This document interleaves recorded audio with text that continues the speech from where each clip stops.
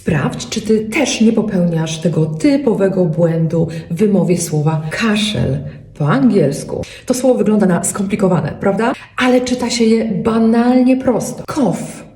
Cough. Brzmi prawie jak coffee. Coffee, kawa, tylko bez i. Jak to łatwo zapamiętać? Zaczynasz cough, kaszle, wypijesz coffee z fusami. I kilka przykładów użycia. I've got a dry cough. Mam suchy kaszel. He's coughing a lot. On dużo kaszle.